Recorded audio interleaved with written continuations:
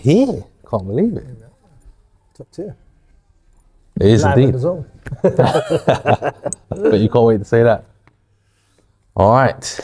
I'm Montel from Triple M Enterprise. Delighted to be joined by Johnny Clark once again. How you doing? I'm good, mate. Very tired. It's been a long day. Let me put the phone away just in case they ring me. Nah, it's all good. So this is going to be episode 3 of Beyond the Title, but it's going to be done in part 1 stage. Yep. Just because of time, and obviously you had a long day. Oof.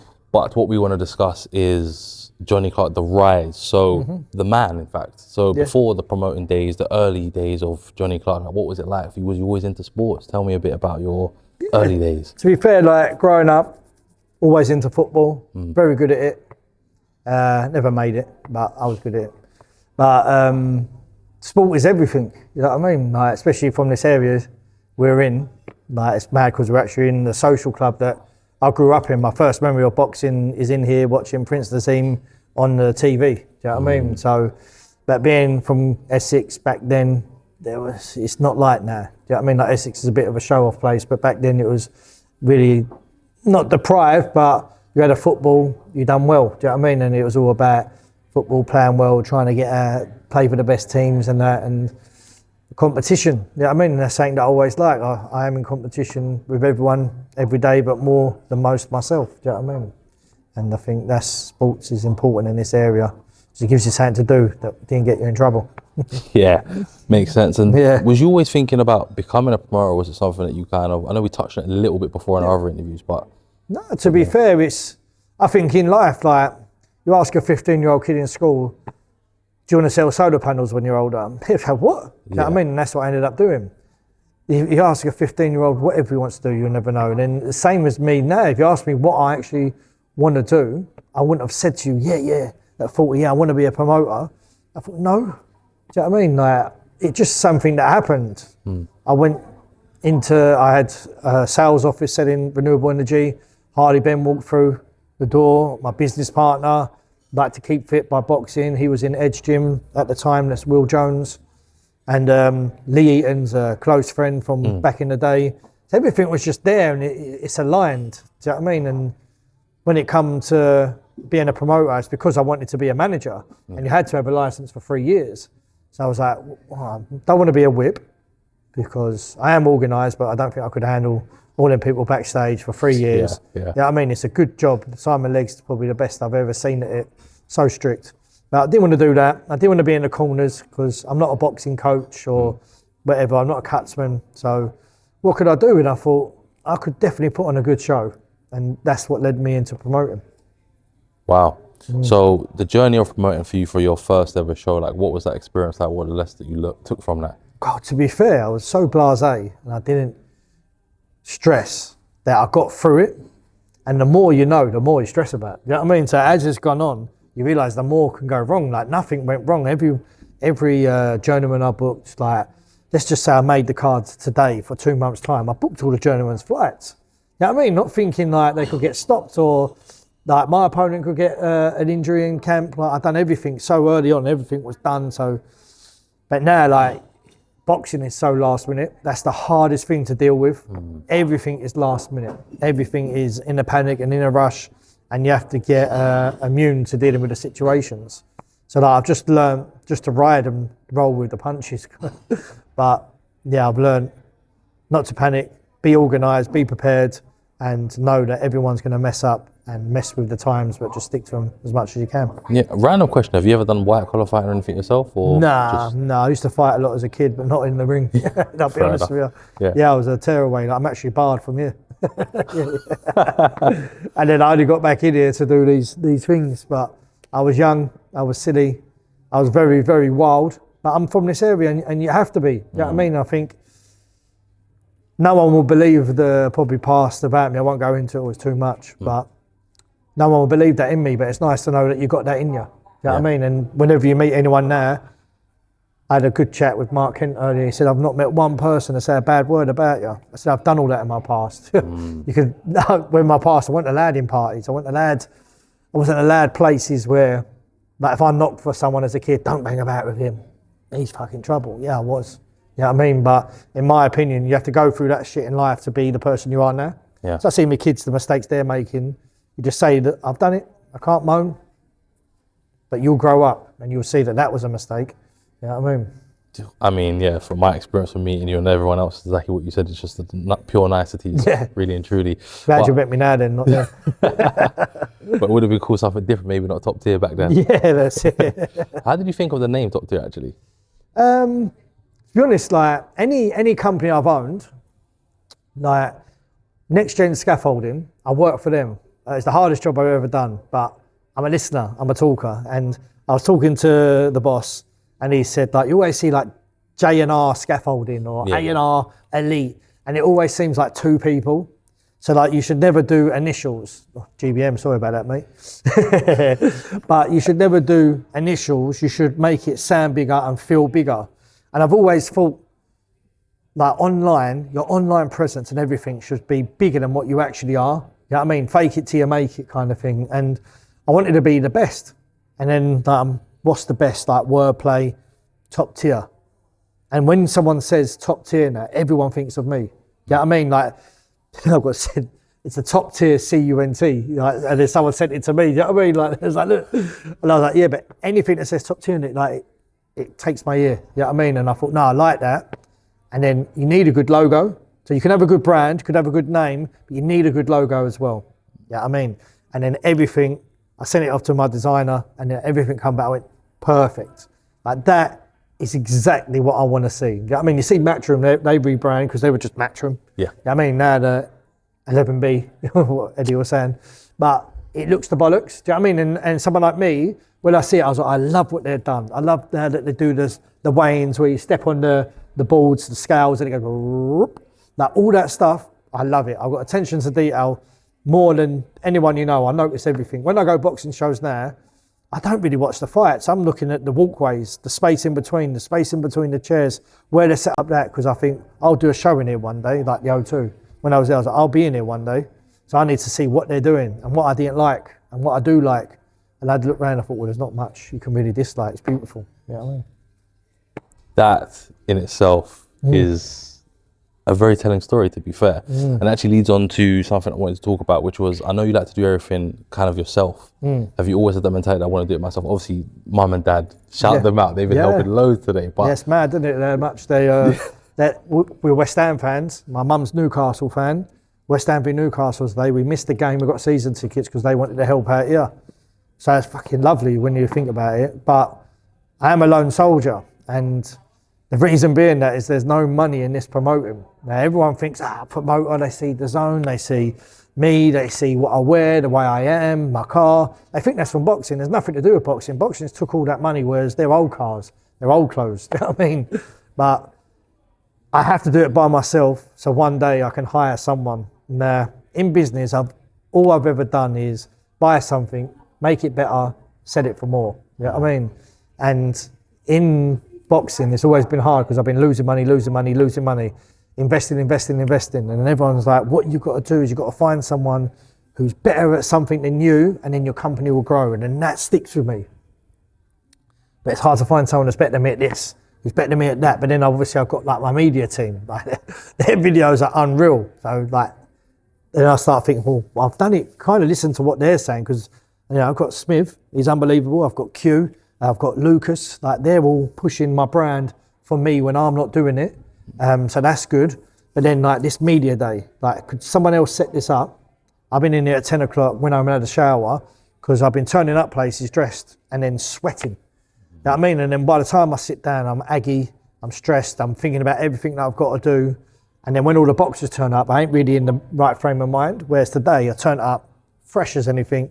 All these are setting up. Boxers are turning up early. I'm welcoming them in. The old man's making them a tea, and I'm well in front. So like, the end result is, like I said it before, I want like Eddie Hearn. You won't catch Eddie Hearn putting the barriers out at his shows. Do you know what I mean? So I want to just turn up to a show and everything's done. You know what I mean? I just turn up, I sit down, I think, yeah, sweet. You know what I mean? Even if that means for the next 2 years, I'm paying everyone else's wages and I'm still not taking a penny, then fine. But the growth, that's what I want. I want people to come in and maybe like event organisers and whatnot, just help me out on that side. And then I've got like a matchmaker. At first, I never had a matchmaker. He gets in all the journeymen for me. You know what I mean? the main 50/50s is me, because this Top Tier is my brand. Do you know what I mean? Like I make the best fights. Do you know what I mean? Like you're there to help. And sometimes I think the matchmaker actually takes it to heart that, what have I got to do then? I said, you got a matchmake, because how many people drop out? When that drops out, you're on the ball, mate. But he's someone who's come in, matchmaking, he then does the money on weigh-ins and the money on fight night. Do you know what I mean? So he's getting a bit more involved, and that's how I want to build it so soon, where it's just a bit more oiled machine and we get to where we need to be.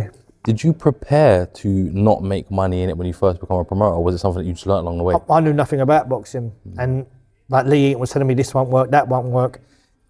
I was thinking, you mad? You know what I've done? You know what I mean? Like, you know what I've done in business? You know what I mean? Like, I'm all right. I can do stuff. Like, I make things work. Whatever I touch turns to gold, being beheaded. And what he meant was, there's no money in boxing, John. Like, all the amount of bloody things you have to pay for at a show, you can't do it. Do you know what I mean? And then I didn't realise the excess of it. Like, every show at the start was losing 20 to 30 grand. You know what I mean? And you figure it out, 13 shows in. It's a lot of money. The last 2 shows are broke even, thank God. So we're on that path now. The company's 3 years old. It's what everyone talks about in business.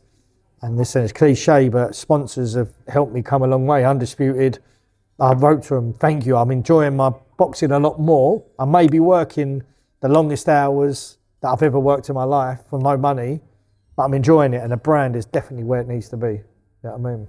Definitely. Wow, that is a journey in itself, to be honest with you. And like you said, just breaking even now. Yeah. So is it something like, what's the trajectory been like in your head? Are you like on target where you are, or where you are now? Well, I'm kind of blagging it, to be fair. Like, I didn't have a target or what I wanted to be. It was just how long I could do it for. What I've always said is my business, it went literally up, crazy, doing so well. Flash bastard on Instagram, the usual lot. Do you know what I mean? Steaks that are golden, kids have a golden burger. Do you know what I mean? And then you invest my money well, though. You know what I mean? But it's because, remember, I come from nothing. Scaffolding, labour as a scaffolder, not even a proper scaffolder, as a labourer. You know what I mean? To doing well in business by taking a risk, working for a sales company, to owning my own sales company. So I wanted to make sure that if I was ever a scaffolder again, that my kids are sweet and that I'm sweet, there's money in the bank. I don't owe no money. Like, do you know what I mean? I tried just being a bit more clever. And then I was like, but before this starts going, meow, I want another business to be going up. So when this starts going down, and this one can just slowly, do you know what I mean, plateau a bit. So that's the reason why I got into boxing. And then when I realised how hard it was to make money, I was like, fuck. But I got in so far, and I had such a big mouth that I had to keep going. Do you know what I mean? Like, I thought, I can't turn around now. I'm going to let everyone down. Like, I've got all these boxes. And to be fair, like, the last 2 shows have saved me. You know what I mean? And they've been like, yeah, no, I'm all right. Do you know what I mean? Like, I'm definitely going where I need to be now. And I was like, yeah, I made the right decision. It's going to be harder, hence why I started a management company. Promoting is hard, managing is easy. Do you know what I mean? I could do the management, stand on my head, piss easy. You know what I mean? And my other management mates like, you don't know how hard it is. I said, go and do a boxing show. You won't be able to do a boxing show, there's no way. No way on earth you'll be able to do it. Like, 2 people today, managers, said the same to me. Don't know how you do it, John. I said, well, I do it, but I do it on a budget and smaller. They don't see what hall we're in, they just see this backdrop. You know what I mean? And when you see the videos, it looks as good as anyone's videos you see. But it's just because of the quality that's in front of the camera. You know what I mean? Yeah, 100% quality to invest in your business. Yes, definitely, mate. Key. Definitely. But talk about, so obviously you've mentioned now about the media team and everything that you're doing to try and scale it up and your attention to detail. But like, where did that attention to detail stem from? Was that something that you picked up as a child? That you've always been like, I'm someone that's quite attentive? To be fair, if you spoke to my mum and dad, they'll probably, I don't know where this has come from. You know what I mean? Like, if my mum left something on the side for me to do growing up, I would just leave it. I think, it's just an egg. You know what I mean? It might be something so stupid as well, but it just wouldn't get done. Do you know what I mean? It's like when your missus puts something on the stairs to take upstairs, I'll leapfrog that, like, fuck off. But when you own, like, when I worked for someone else as well, and then I started earning good money. Basically, I went into a sales meeting, and the money I earned in that one meeting, I earned a whole month scaffolding. And I just looked and was like, what? And I thought, whoa. So I get 3 of these meetings a day, and there's 5 days a week. It was like, yeah, I was like, I'm locking in. I thought, I'm locking in. This is my chance. I was freshly single, a dad. You know what I mean? I was like, nah, I'm going for this. Do you know what I mean? I put my head down for 2 years, and what I achieved was crazy. But at the end of it, it was my best mate's company, and I had to make a decision. What do I do now? I was like, I'm going to have to leave. You know what I mean? I'm going to have to leave and do this for myself. So I worked my way up to be the manager. But the reason they chose me to be a manager was like, I was coming back with all my deals like in envelopes all labelled up and that, and it was all neat. You know what I mean? Everyone else was coming up with all coffee stains over their deal sheets and that. And I was like, oh, you're messy, mate. But I was never like that, you know what I mean? But then like, people say money don't change you. It's bullshit, because money changed me to want to achieve more and be more successful and make no mistakes. Because when you come from nothing and you do something so good and you get paid so well, you're like, I don't want to go back to that. I don't want to go back to scaffolding. That was hard, mate. You know what I mean? I'm talking about 4 o'clock alarms. You know what I mean? Falling asleep, eating my dinner. Like, this shit's easy compared to that. I'll be honest with you. Do you know what I mean? But I just thought, no mistakes. Be the best you can be. First time I ever revised in my life was to be a renewable salesman, and I just smashed it. And then when I done it myself for my own company, I was like, no mistakes. I did make them, obviously, and then definitely changed a lot of things how I run a company. But by the end of it, mate, like everyone said, like people will ring me up, they'll say a customer's name, I tell them their postcode, they're like, wow, and I think, I could not even remember what my wife told me when I walk up the stairs. You know what I mean? That she told me to pick that up, I didn't pick it up. Yeah. But the craziness of when you're so locked into something, that is what the money will do. When you're used to not having it and then you're getting big money, you'll remember what you need to remember. You know what I mean? That's the truth. So do you still own that business alongside this as well? Yeah. So I run a renewable sales company, 2 of them. I've got a house company, like what I invested in, that just runs itself with an estate agent, so I don't really class that as anything, yeah. And then I've got my boxing, promoting, and my management company. So I'm flat out, do you know what I mean? But I'm very hands-on. But the beauty of it is, before boxing, my business partner, you know what I mean? The one who Harley been coming to work with, and we went to the gym together. I said to him, I'm going to do this, I'm going to step back a little bit, but before I go, I've got Callum and I've got Nakai, and I made them do jobs that I do, and I trained them and I helped them, and all I have to do is ring Callum and Nakai. I don't have to ring the 20 people. I just speak to these 2 and they deal with that side, he deals with that side.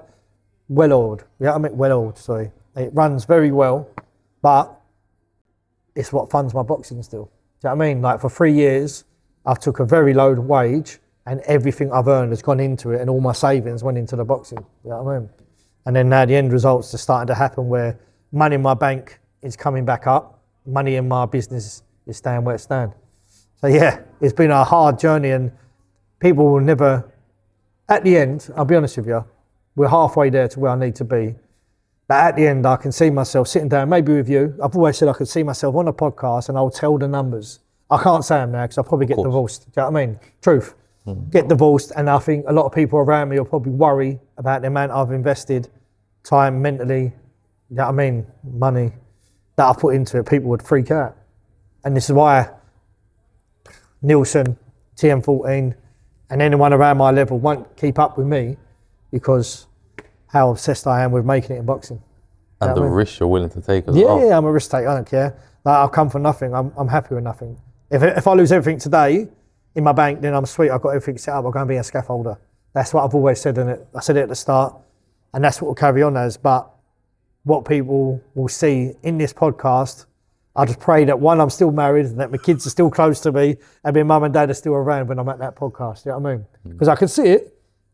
I can see the podcast in my head. I've always thought it from show 2 or 3. It's just part of your story, John. This is part of your story. You're going to fucking smash it, but it's going to be fucking hard. But when you're there and you tell this story, people will be like, wow.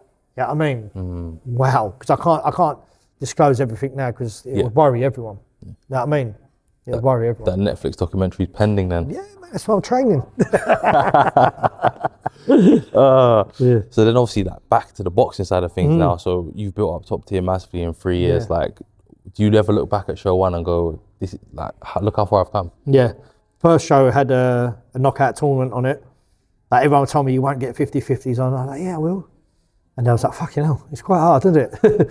No one really wants to fight. And we managed to get it on. And like, even Ozzy Osbourne, like, his opponent pulled out on him on fight week And I was like, what are you doing? And I rang him up. I said, listen, some little interview and just see you sparring and you're telling me you're not fighting. He was like, oh. Like all the old school sharks in the game, like just being snidey. And I was like, fuck you, man. I was like, listen, I've seen it. So you're going to really be like that? And he was like, no, you can fight then. I was like, sweet. So we got him on. And I thought, no, I know what you're like now. Don't get me wrong. I still have him on my shows. But I make sure I'm covered. You know what I mean? When I see what they're on. Boxing's full of snakes, mate. You know what I mean? But did I think I'd get to where I am now from it? I knew the journey. Everyone around me. And that's why I kept them all the same. The same team. Everyone. Like the same lighting, the same sound, the same ring company. Sometimes I have to change because of location and times. But yeah, they're with me from the start till then. Even Ali Drew. That was my first ever interview. Was Ali Drew. Yeah, I made everyone leave the room. I was so shy. I went pure red, kept stuttering because I mumble a lot anyway. And yeah, she was like, no, just talk to me. And I spoke to her. Then I realised if you get to know the person interviewing you, the interview's easy. I don't even care about the camera now. Do you know what I mean? Like, it doesn't bother me. But what you find is I've got a good team and good people, and all the sharks and snakes in boxing, they can stay over there. You know what I mean? That'll definitely be part of the podcast. That's definitely going to happen. Yeah. Talk to me about the show names. Like, I know I've seen so many different show names, but how do you name your shows? Yours this one's Resurgence. Yeah. Obviously, Ursu was injured and he come back. Yaziel Gainer broke both hands and won the fight. And then he come back and fought a journeyman. And then he's now on this show fighting for a WBO. So Resurgence, it was just named around them. And then my first show was Statement. I come out, I was like, this is a statement. You know what I mean? And then after that, I think it was Momentum, Resilience. There's been so many. Ambition. You know what I mean? Ambition was when I had the most 50-50s on. Then I had one called Chaos because the fucking craziness that was going on in Fight Week. I lost 35 grand on a show. Ah, shit. Yeah, I lost 35 grand on Fight Week because a couple of boxers pulled out. And the boxers, someone said they had a problem. And I was like, problem? I said, they come out and got like 2 refills on tickets and then pulled out. I said, how can they have a problem? Since then, he come up to me in the show and apologised. I was like, yeah, you lost me money. I didn't do anything, did I? I was like, no. He said, my coach. Everyone blames someone else. Do you know what I mean? That's boxing for you. But I always used to base it off a previous fight, the name. Yeah, the experience on the build-up. You know what I mean? Or it was on like the main event. You know what I mean? How do you stay so cheery? Because a lot of people try it. And honestly, I see people and they just look stressed. No, to be fair, like, I am stressed. I'm stressed now. I'm knackered. But I think it's just the sales. Like, I go in people's houses, within 2 hours, I can pull out a lot of money from them. Do you know what I mean? It's part of winning someone over, trusting them, showing them your products, better than their product.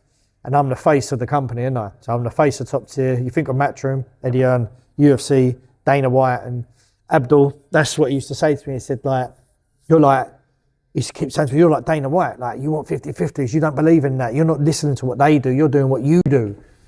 I don't agree with what he's doing in boxing now, Dana. You know what I mean? But in his UFC, yeah, it's great. You know what I mean? Debut fight, debut. Why not? Why wouldn't you do that? You know what I mean? Like, you're both coming to be a pro. Does it matter if you lose? No. People take losses too seriously. You know what I mean? So I think the cheeriness is just a mask. If I'm being honest, mate, it's just a mask. Yeah. Mad, isn't it? Very good mask, to be honest. Yeah, it's like what I was saying about the setup. It takes me 2 days to set up the show.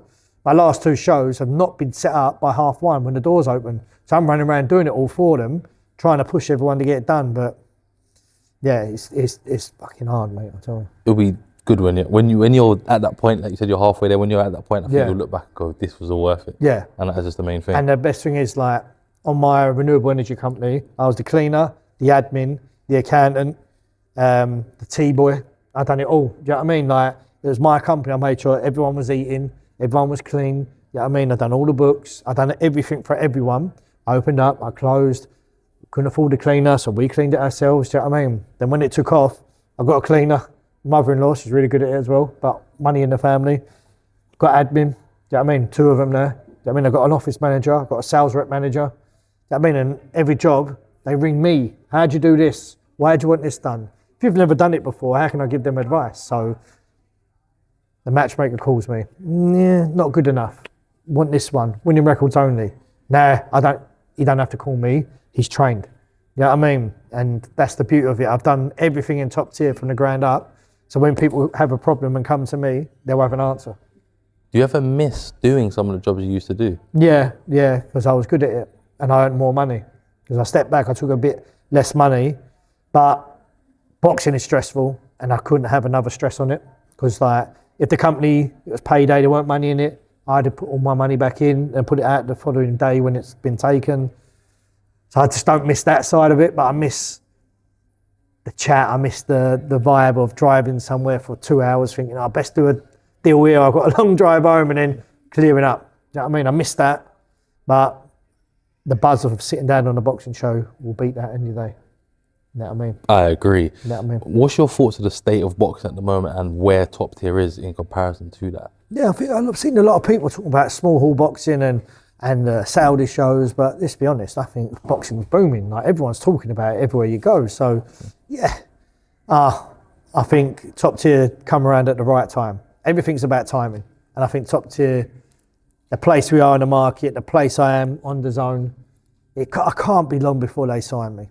It can't be long. So, I think for me, it's never been in a better place. I personally think that maybe British boxing, maybe, but everyone's talking about it. That show at the O2 was sold out. The fights were awful. It was sold out, wasn't it? Other than the main event. Yeah. You know what I mean? But every other fight on that, I could have picked the whole card, start to finish, other than the main event. So, yeah, no, I think it's in a good place, personally. And you're very open about obviously your deal with the zone. Like, talk to me about like sort of not necessarily obviously the figures, but the structure of that deal. No, there's no money. I pay for the filming, I pay for the commentators, I pay for the MC, pay for the cameras, I pay for everything. The production, everything you see, I pay for. Yeah, I mean that. It's just a logo. Yeah, it's just a logo on there. I give them a link, they push play. That's it. That's it. Yeah. So when I first done it, I had like 6, 7 cameras backstage, cameras on the ring walk. But now it's like, no, cut it. Just give them camera in the corner. Do you know what I mean? All you're going to remember is the fight. Do you know what I mean? So give them the fight. And that was it. Lucky enough, my scaffold companies, they sponsored. They put the scaffold up for me so I can have a long shot. You know what I mean? And that was it, man. Yeah. Wow. Mad, isn't it? And everyone go, oh, John, you got money? Like, no, I'm paying for everything, mate. You know what I mean? Funding it all. Funding it all. So talk to me about the plan for Top Tier Sundays at the moment. Is that something you're looking to remain? I mean, we spoke about before, you did say yes at the time, but is it something you want to keep Sundays? Yeah, unless I get signed by someone who needs me on a certain day, it'll always be a Sunday. Like today, it's a blessing. You know what I mean? Like everyone's here, everyone's available. The traffic's nice. You know what I mean? There's no plans other than West Ham, but who cares about them? Well, but, my dad does. But yeah, I would love to stay on Sundays. But the problem is, who knows? Maybe Sky one day. Couldn't go on a Sunday then. I'd have to change. But if I stick with his own, I'd like to be their Sunday promoter. You know what I mean? That would be special. Yeah. That would be special. Yeah, I just hope they sign me. I really do. And to end on a positive note for part one. Yeah. Talk to me about something about Top Tier that you want people to just really take home, like a message that's impactful. Yeah, like Top Tier, it gives you a chance. So you want a ticket deal. Malik Zaneed, fought it, Bivol in Saudi, he's on Top Tier on a ticket deal. You know what I mean? Like Kevin Najago, come on Top Tier on a ticket deal. Then you got the likes of Laura Payne versus Megan Redstall on a ticket deal. Do you know what I mean? Like there's no favouritism, there's no changes, but what you'll get is you'll be seen on the zone, you'll get the love, you'll get promotion behind you. I don't just give you a ticket and say, there you go, mate, go and sell the fight for me, give me £1,500 RSV, give me the belt fee, and then you can split the tickets after. I don't do that. I just say, come on, we'll have a divvy up with the tickets, we'll pay the titles and whatnot, but I'll push and push and push, and as soon as someone comes along and offers you money to fight, you go and take it. I'm not putting you in no contract. I'm just giving you a platform to come and box on and get yourself in the talking of all the big boys and girls to fight. And I think that's what I've been doing, because obviously I've got the management company now, so it changes a little bit on that side of it. But I'm very fair and open. Like you see 2 teams here today, 2 different tables. I was in between both. I didn't just sit with one. You know what I mean? The home fighter. The away fight I sat with more. You know what I mean? And the home gave me cuddles when they went, so did the away. Everyone appreciated their time with me, and I'm very fair and even for them, and that's what you get on Top Tier. You get the best chance to win a fight. Amazing note to end on for part one. We got, well, we don't know how many parts this might take. It could be all the way to the end podcast that I'll be speaking about. Amazing, but I really appreciate it. Thank you for your time, mate.